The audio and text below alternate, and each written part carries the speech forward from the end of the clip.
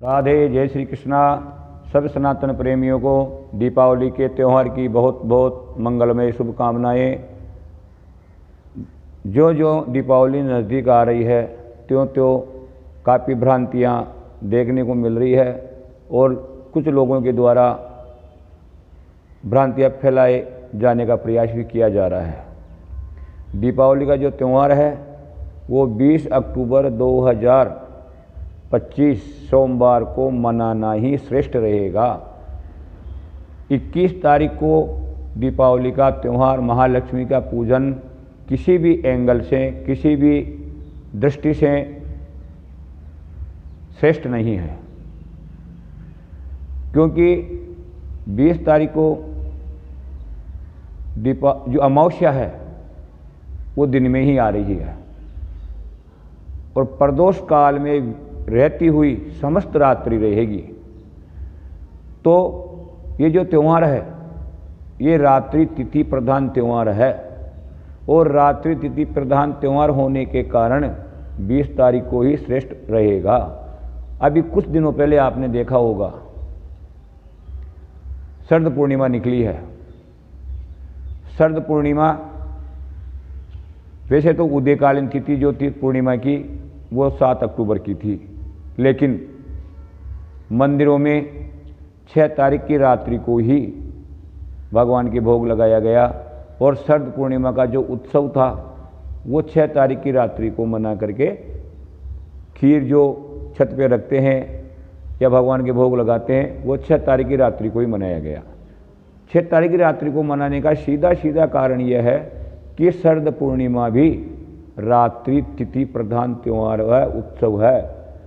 अगर शरद पूर्णिमा रात्रि में नहीं है तो वो शरद पूर्णिमा कैसे हो सकती है।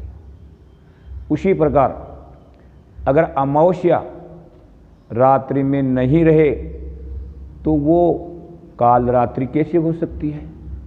काल रात्रि के रोज ही महालक्ष्मी की, महाकाली की और महासरस्वती की पूजा बताई गई है। क्या प्रतिपदा की रात्रि को आप दीपावली की पूजा करेंगे, महाकाली की पूजा करेंगे? ये कहाँ तक उपयोगी है। और शास्त्र अनुमति देते हैं 20 तारीख के लिए। लिखा गया है कार्तिके तु विशेषेण अमावस्या निशार्धके, यानी कार्तिक का महीना और अमावस्या निशा अर्ध के, यानी रात्रि के निशीत काल तक रहने वाली अमावस्या के रोज दीपमाली का उत्सव मनाना चाहिए, दीपावली का त्यौहार मनाना चाहिए।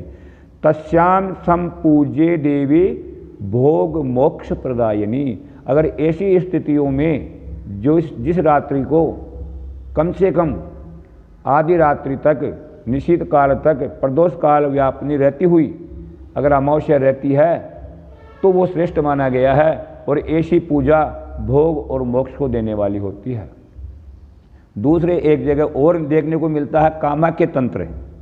कामाख्य तंत्र में लिखा गया है प्रदोष व्यापनी यत्र महानिशि च सा भवेत, यानी प्रदोष व्यापनी रहती हुई महानिशि। महानिशि का तात्पर्य है कम से कम निशित काल तक, अर्धरात्रि के उपरांत तक अगर कोई अमावस्या रहती है तो तथैव का महालक्ष्मी पूज्य दक्षिणा मोक्षदायिनी।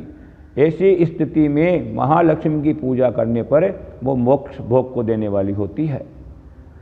अन्य जगह एक जगह और देखने को मिला है अर्धरात्रे महेशानी।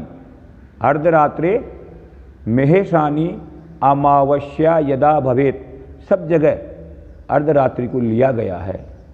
कुछ लोग मात्र प्रदोष काल में दूसरे दिन 4 मिनट रहने को ही प्रमाण बता करके 21 तारीख की पूजा करने के लिए कह रहे हैं, जो सरासर गलत है। प्रदोष व्यापनी भी रहनी चाहिए और कम से कम अर्धरात्रि तक तो अमावस्या रहनी ही चाहिए। ऐसी स्थिति में जाकर के दीपावली की पूजा करनी चाहिए। लिखा क्या गया है अर्धरात्रे महेशानी अमावस्या यदा भवेत चतुर्दशी युक्ता ग्राह्या। अगर चतुर्दशी से युक्त कोई अमावस्या प्रदोष व्यापिनी रहती हुई अर्धरात्रि तक जाती है, तो ऐसी अमावस्या को ग्रहण करके उस रोज महालक्ष्मी की पूजा करनी चाहिए। श्री महालक्ष्मी पूजने सदा, ऐसी स्थिति में महालक्ष्मी की पूजा करनी चाहिए। साथ ही जो प्रदोष व्यापनी के लिए कह रहे हैं, पंचांगों ने सूर्य अस्त के साथ ही प्रदोष काल आरंभ किया है। प्रदोष काल कब से आरंभ होता है और कहाँ तक रहता है ये अलग विषय है, लेकिन जो पंचांगों ने दिया है, सूर्य अस्त होते ही प्रदोष काल को आरंभ कर दिया और अमावस्या समाप्त हो रही है 5:54 पर, सूर्य अस्त हो रहा है 5:50 पर, यानी कि 21 तारीख को मात्र 4 मिनट के लिए ही प्रदोष व्यापिनी अमावस्या रहेगी और संपूर्ण रात्रि भी नहीं रहेगी। तो क्या आप उस 4 मिनट के अंदर भगवती की महापूजा कर पाएंगे? संपूर्ण रात्रि आप प्रतिपदा के अंदर भगवती लक्ष्मी की पूजा करेंगे? ये कहाँ तक श्रेष्ठ रहेगा? इसलिए आप सब लोगों को किसी भ्रांति में न जा करके 20 अक्टूबर 2025 सोमवार को ही भगवती महालक्ष्मी की दीपावली का त्यौहार मनाना है और महालक्ष्मी की पूजा बड़ा उत्सव के साथ मनाना है। जय राधे, जय गोविंद, जय श्री कृष्णा।